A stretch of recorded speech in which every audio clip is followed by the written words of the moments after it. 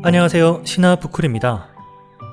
우리는 지난 시간 데일 카네기의 인간관계론의 첫 발을 내딛었습니다.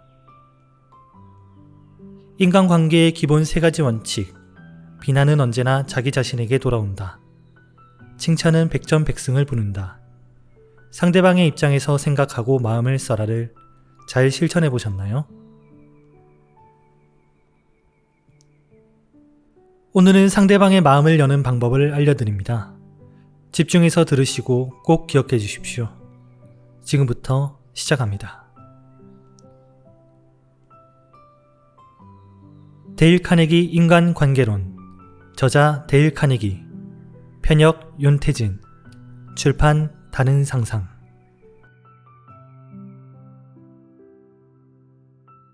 마음을 여는 6가지 대화 기술. 1. 진심은 어떤 마음의 문이라도 열 수 있다. 사람 사귀는 방법을 터득하기 위해 이 책을 읽는가? 그러면 세상은 왜 사람을 가장 잘 사귀는 방법을 연구하지 않을까? 능숙하고 노련한 사람이란 과연 어떤 사람일까? 어쩌면 당신은 내일 길거리에 그를 만날지도 모른다. 당신이 다가가면 그는 매우 반가워할 것이다. 걸음을 멈추고 다정한 인사를 건네면 그는 펄쩍펄쩍 뛰며 좋아할 것이다. 그는 당신에게 물건을 팔려는 것도 아니고 결혼을 원하는 것도 아니다. 이런 애정 표현에는 어떤 계산된 생각 같은 건 전혀 없다. 그저 그가 사람을 좋아하고 사람을 진심으로 대할 줄 아는 사람인 것이다. 내가 5살 때 아버지는 노란 털복숭이 강아지를 데려왔다. 티피라고 불린 그 강아지는 곧 나의 기쁨이 되었다. 티피는 매일 오후 4시 반쯤이면 앞뜰에 나와 하염없이 길 쪽을 바라보다가 내가 나타나면 총알처럼 뛰어와 나에게 안겼다. 티피는 5년 동안 변함없는 친구였다. 그런데 어느 날 밤 티피는 벼락을 맞아 죽고 말았다. 나는 비극적인 밤을 결코 잊을 수 없다. 티피의 죽음은 내 소년 시절의 비극이었다. 티피, 너는 심리학 서적을 읽어본 적이 없지? 그럴 필요도 없었겠지만 말이야. 너는 다른 사람이 너에게 관심을 갖도록 하는 방법을 누구보다 잘 알고 있었지. 그건 바로 네가 먼저 다른 사람에게 관심과 애정을 보이는 것이었어. 네가 내게 준 중요한 가르침이야. 이를 평생 깨닫지 못하는 사람도 있거든. 사람들은 당신이나 내게는 아무런 관심이 없다. 오로지 자기 자신에게만 관심을 가질 뿐이다. 뉴욕의 전화국에서 통화 중 사람들이 가장 많이 쓰는 단어에 대해 조사한 바로는 1인칭 대명사인 나 또는 대가라는 말이 1이라고 한다. 이 단어는 500번의 통화 중에 무려 3,900번이나 쓰였다. 그만큼 사람들은 스스로에게 지대한 관심이 있는 것이다. 심리학자 알프레드 아들러가 쓴 인생의 의미는 무엇인가 라는 책에 다음과 같은 글이 있다. 다른 사람에게 관심이 없는 사람은 인생을 사는데 어려움을 겪게 되고 다른 사람에게도 해를 끼치게 된다. 인간의 모든 실패는 바로 여기에서 비롯된다. 심리학 책 중에서 이보다 더 의미심장한 글을 찾기란 쉽지 않다. 그만큼 아들러의 말은 심오한 뜻을 지니고 있기에 다시 한번 되풀이되고 음미해볼 가치가 있다. 전에 하워드 더스톤이라는 유명한 마술사를 만난 적이 있다. 40년 동안 전 세계를 순회하며 공연한 그는 청중을 현혹시키고 그가 창조한 환상의 세계로 초대했다. 6천만 명 이상이 그의 공연을 관람했고 약 200만 달러의 수익을 올렸다. 나는 그의 성공 비결에 대해 물었다.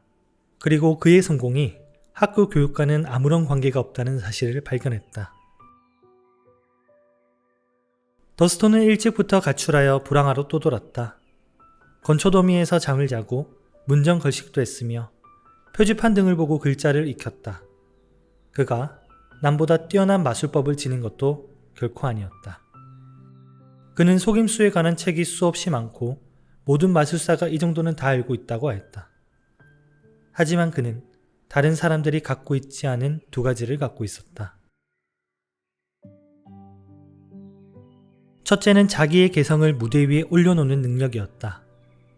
그는 마치 마술의 대가처럼 모든 동작, 목소리, 표정, 눈썹의 움직임 하나조차 모두 사전에 치밀하게 연습했다. 즉, 그의 동작 하나하나는 0.1초까지도 타이밍이 계산된 것이었다. 두 번째로 그는 인간에 대해 진실한 관심과 애정을 가지고 있었다. 더스톤은 마술사들이 마술을 시작할 때 관중들을 보면서 얼빠진 사람들이 꽤 많이 모였군. 저런 멍청이들을 속이는 일은 아주 쉬운 일이지 라고 말한다고 한다. 그러나 그는 달랐다. 나를 보러 온 사람들이 이렇게나 많다니 얼마나 고마운 일인가. 저들이야말로 나로 하여금 하고 싶은 일을 하면서 살게 해주고 있으니 나도 최선의 연기를 보여드려야지. 이렇게 스스로 다짐했다고 한다. 관중 앞에 나서기 전 나는 관중을 아끼고 사랑하고 있다는 말을 몇 번이고 되풀이했다고 한다. 우스운 행동이라고? 어리석다고? 물론 생각은 자유다. 나는 그저 이 위대한 마술가의 진정한 비법을 말하고 싶을 뿐이다.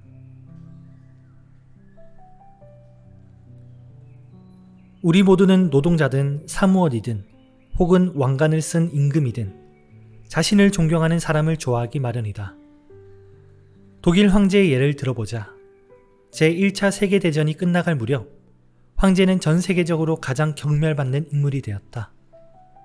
심지어 목숨을 부지하기 위해 네덜란드로 도망갔을 때 대중은 그를 배척했다.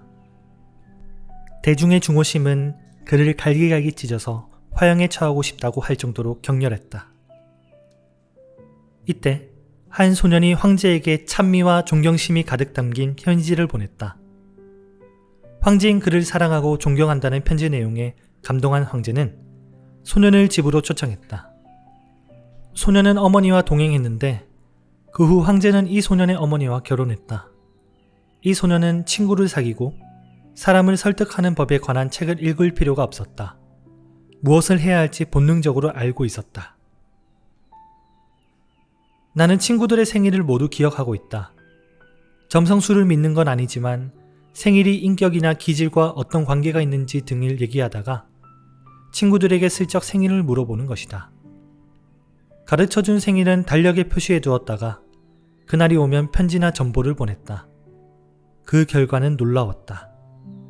누군가에게 마음을 얻고 싶다면 상대를 위해 무언가를 해줘라.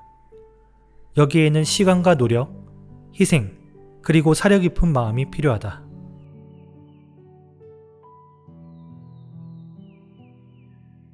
2. 마음에서부터 미소 지어라. 수의사 스프라울의 강아지 예방접종 시기에 병원 대기실이 온종일 붐볐던 상황에 대해 이야기했다. 사람들은 굳은 표정으로 아무도 옆 사람과 이야기하지 않았다.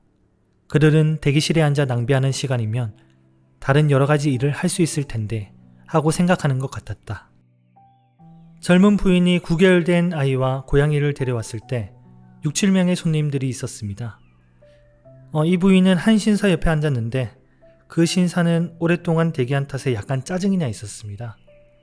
그때 부인의 아이가 그 신사를 보더니 아이 특유의 한박웃음을 지었습니다. 신사는 어떻게 반응했을까요? 물론 신사도 아이에게 미소를 지었습니다. 그리고 본인에게 자기 손자에 대한 이야기를 하기 시작했습니다.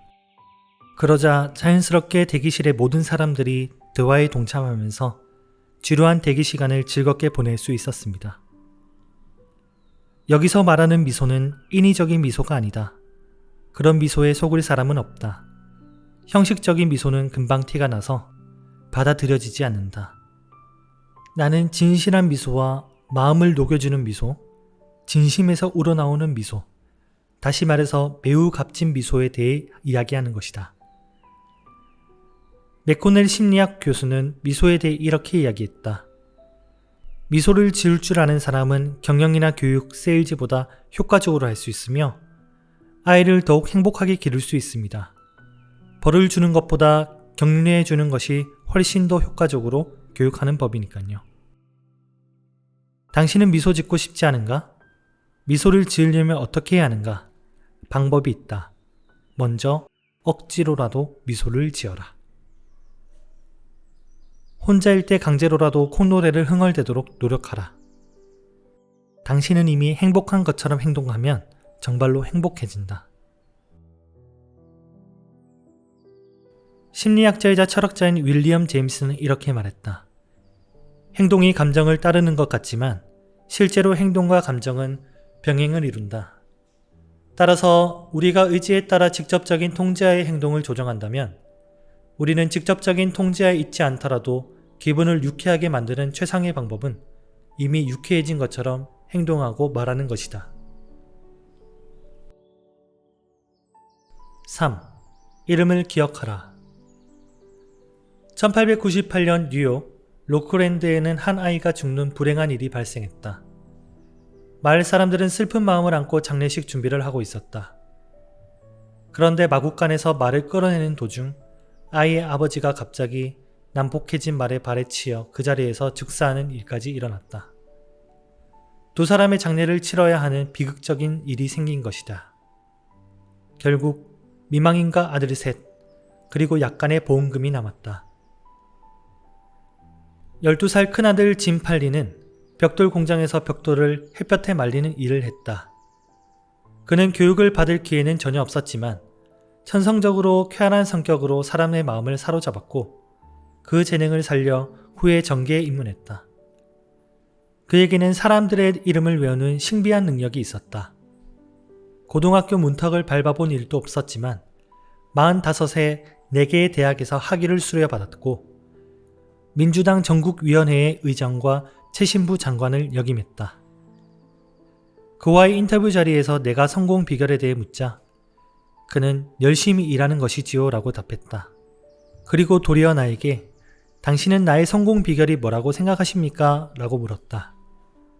의장님은 수천 명이 넘는 사람의 얼굴과 이름을 기억할 수 있는 분이라고 들었습니다. 틀렸어. 5만 명의 이름을 기억할 수 있어.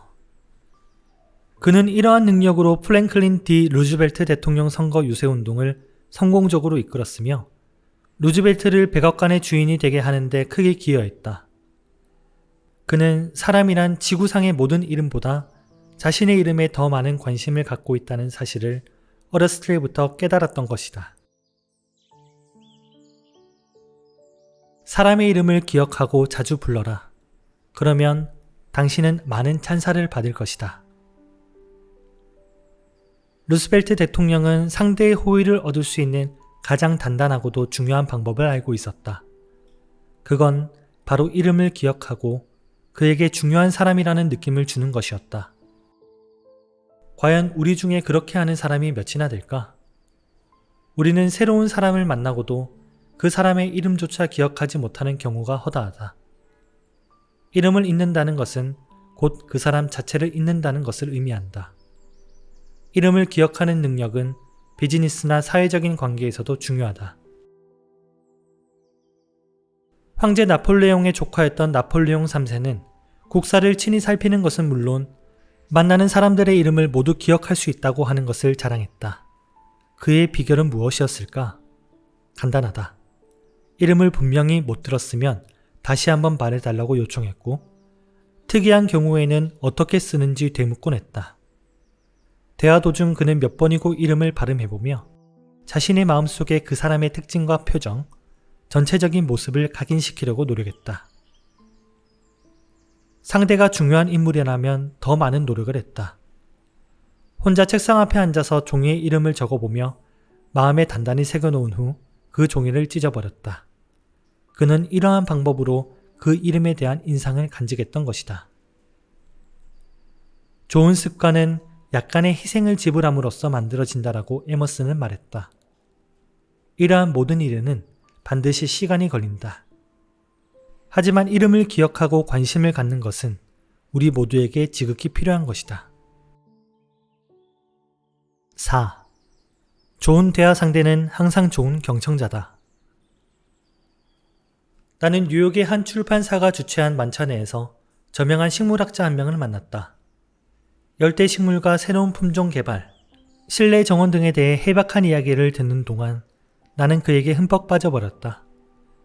그 당시 나는 실내 정원을 가꾸고 있었는데 식물학자는 내가 궁금하게 여기던 문제들의 해결 방법을 가르쳐줬다. 이미 이야기한 것처럼 우리는 만찬에 초대받은 손님이었다.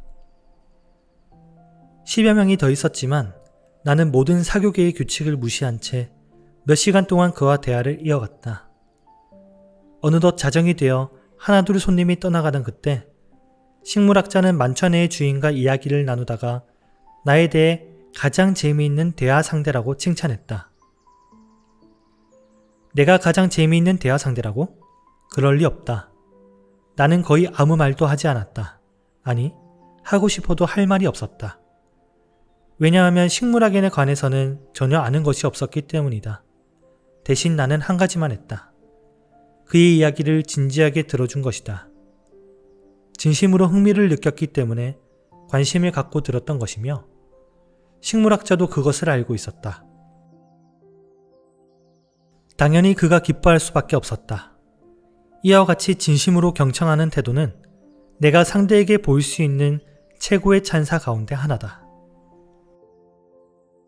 만일 사람들이 당신들로 하여금 당신을 피하게 하고 등 뒤에서 경멸하게 만들 방법을 알고 싶다면 여기에 그 방법이 있다. 상대의 말을 절대 오래 듣지 말라. 쉴 새 없이 자기 자신의 일에 대해서만 떠들어라. 상대가 얘기하는 동안에도 자기 생각이 떠오르면 상대의 말이 끝나기를 기다릴 필요 없다. 말을 하건 말건 중단시키고 자기 말을 하라. 혹시 이런 사람을 알고 있는가? 불행하게도 나는 알고 있다. 더욱 놀라운 것은 그들 중 일부가 유명 인사라는 것이다. 컬럼비아 대학 총장으로 재직했던 니콜라스 머레이 버클러 박사는 이렇게 말했다. 자기 입장만 내세우는 사람은 교양 없는 사람이다.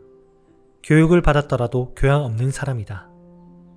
사람의 마음을 얻기를 원한다면 먼저 주의 깊은 경청자가 되어야 한다. 자신에게 흥미를 느끼게 하려면 먼저 남에 대한 흥미를 가져야 하는 것이다. 상대가 대답하기 좋아하는 질문을 던져라. 상대가 이야기하도록 격려를 아끼지 말라. 대화를 할 때는 이 점을 명심하도록 하라. 5. 상대방이 좋아하는 이야기를 하라. 루스벨트 대통령을 만난 사람이라면 누구나 그의 다양하고 해박한 지식에 놀라게 된다. 방문객이 목동이든 기병대원이든 정치가이든 외교관이든 상대의 관심사에 맞춘 풍부한 화제로 대화를 이끌어 나갔다. 어떻게 그렇게 할 수 있을까? 간단했다. 방문객을 맞이할 때마다 전날 밤 늦게까지 그들이 관심을 보일 만한 분야에 대해 독서를 했던 것이다. 루스벨트 대통령은 사람의 마음을 사로잡는 비결이 그 사람이 가장 흥미를 느끼고 있는 일에 관해 이야기하는 것임을 익히 알고 있었다. 빵 도매업자인 두보노이는 뉴욕의 한 호텔의 납품 거래를 체결하려고 무척 애를 쓰고 있었다. 그는 4년간 한 주도 빼지 않고 지배인을 찾아갔으며 호텔의 방까지 얻어놓고 살다시피 했는데 번번이 계약은 실패로 돌아갔다. 그래서 저는 전술을 바꿔보기로 했습니다. 강좌에서 배웠듯이 그 사람이 흥미를 갖는 일이 무엇인지를 찾아내기로 했습니다. 두보노이는 정보력을 동원하여 지배인이 호텔 직원 협회에 속해 있다는 사실을 알아냈다. 그런데 지배인은 단순한 회원이 아니었다. 헌신적인 노력으로 그 조직의 회장으로 선출되었을 뿐만 아니라 국제협회의 회장도 겸하고 있었다. 두보노이는 이 점을 이용해보자고 생각했다. 지배인을 만났을 때 두보노이가 그 협회에 관한 이야기를 먼저 꺼내자 지배인은 깜짝 놀라더니 처음으로 30분가량 두보노이와 대화를 나눴다. 지배인의 목소리는 흥분으로 떨렸다. 그 협회는 그에게 취미일 뿐만 아니라 인생을 바칠 만큼 열정적인 프로젝트였던 것이다. 지배인은 두보노이를 협회의 찬조회원으로 초대했고 며칠 뒤에는 호텔의 사무장이 두보노이에게 견본과 가격표를 갖고 호텔에 방문하라는 전화를 걸어왔다. 두보노이를 본 사무장은 도대체 지배인에게 뭐라고 했죠? 그가 당신한테 완전히 반했더군요. 라고 말했다. 생각해 보십시오. 전 4년 동안 지배인을 쫓아다니며 계약을 졸랐습니다. 제가 만약 그 사람의 관심사나 그가 좋아하는 화제가 무엇인지 몰랐다면 저는 아직까지도 헛되이 쫓아다니고만 있었을 겁니다.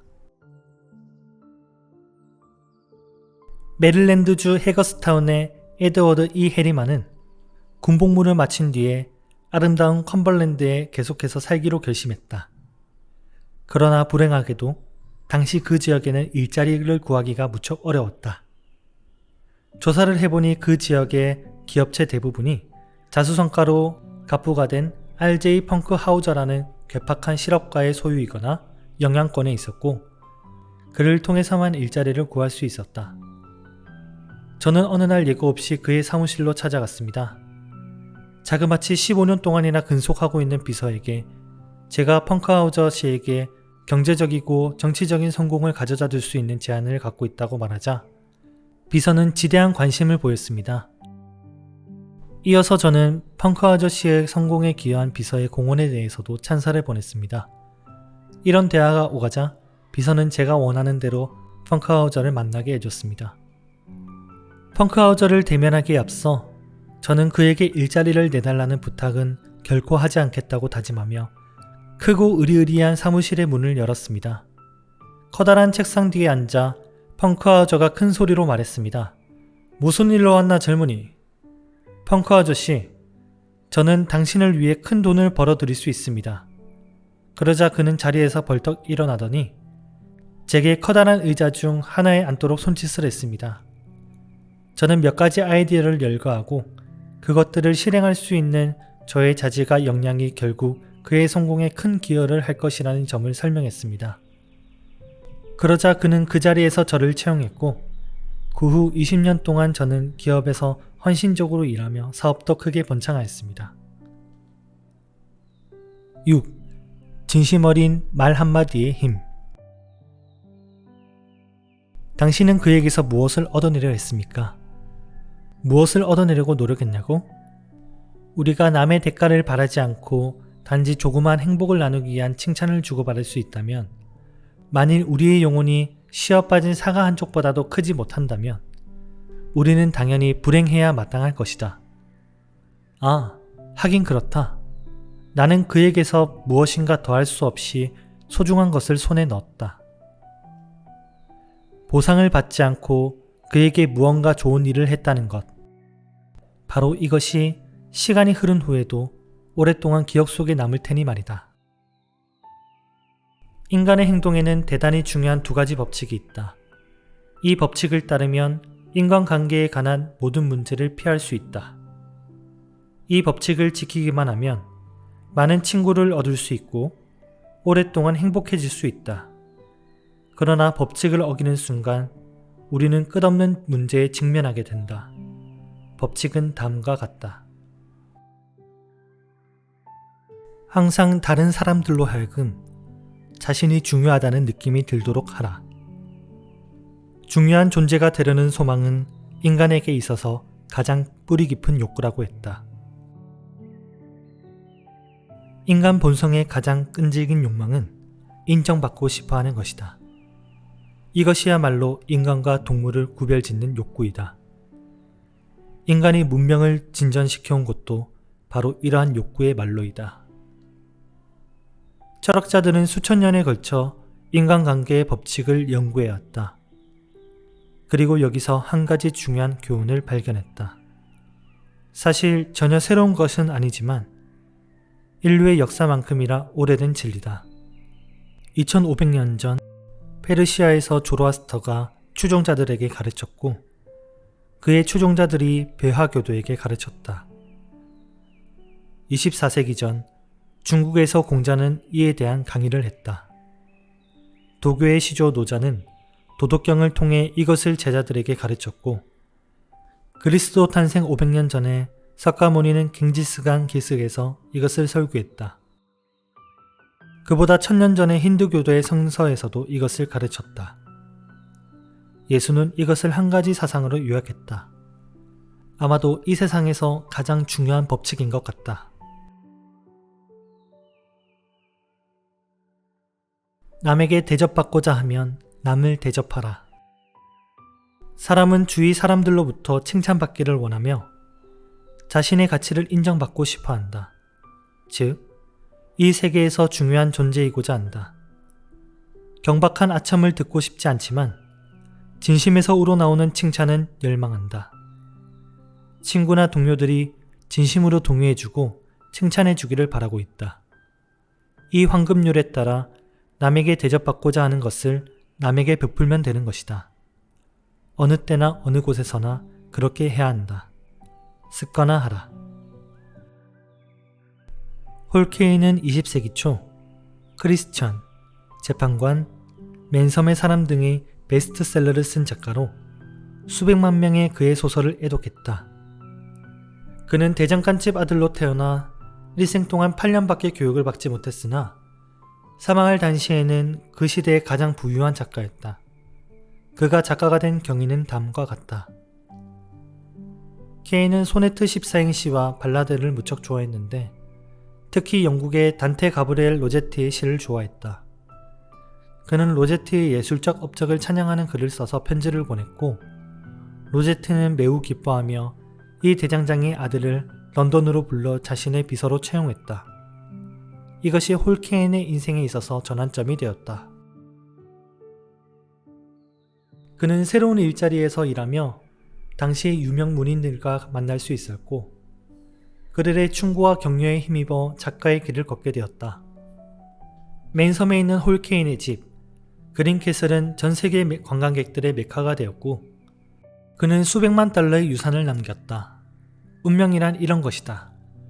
만약 홀케인이 유명 시인을 찬양하는 글을 쓰지 않았더라면 그는 이름도 없는 가난뱅이로 일생을 보냈을지도 모른다. 진심에서 우러나오는 칭찬은 예측할 수 없는 위력을 내포하고 있다. 로제티는 자신을 중요한 사람이라고 생각하고 있었고 홀케인은 그를 인정해준 것이다. 모든 사람은 자기 자신을 매우 중요한 존재로 여기고 있다. 따라서 사람의 운명은 누군가가 그를 중요한 존재라고 느끼게만 해준다면 달라질 수도 있다. 지금까지 인간관계론 2장 마음을 사로잡는 대화법에 관한 내용이었습니다. 반복의 법칙으로 당신의 스킬을 올리십시오. 감사합니다.